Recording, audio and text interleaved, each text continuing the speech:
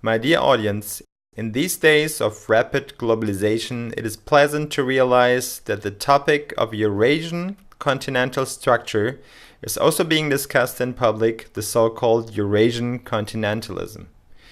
International law, as any type of law, is bound to a specific spatial structure.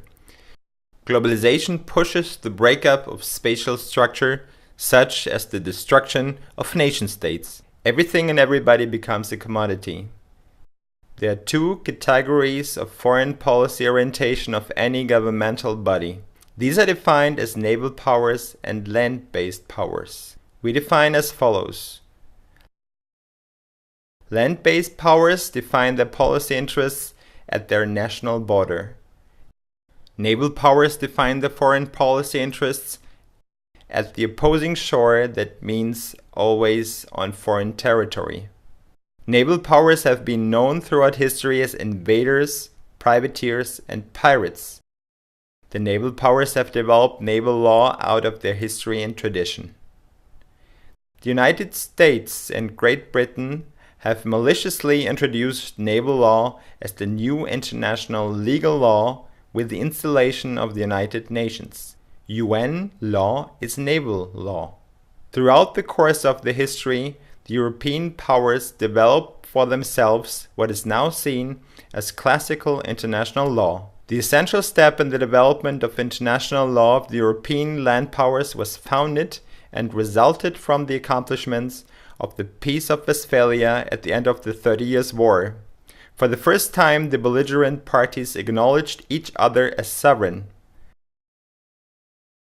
For the first time in modern history, man was acknowledged as both a follower of his chosen religion on the one side and as a subject with obligations arising from this state on the other side.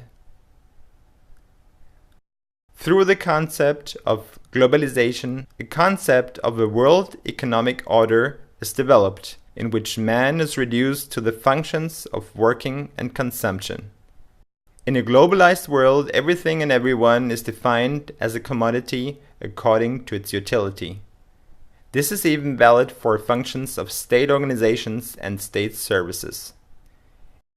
In that context, we now understand the misappropriation of national wealth through privatization. State organizations were built over centuries through the financial contributions of the people. We recognize countries pledged to globalization by the neglect and the subsequent dissolution of their legal systems and the resulting transformation into structures akin to private corporations. Thereby, they subject themselves to the power of markets and finance and commit themselves to a complete dependency on them. Nation-states, opposed to globalization, commit themselves first of all to the protection of human beings and the maintenance of economic independence.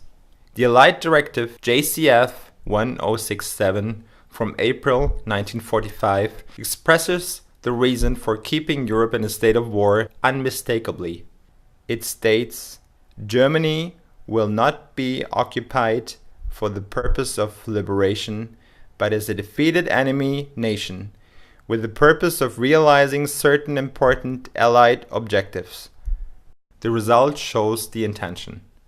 This cunning perpetuation of the state of war in Europe serves the maintenance of a space for intervention and hegemony. The aim of this is to control the flow of money and goods and at the same time dismantling the European nation-states. My dear audience, what it is all about.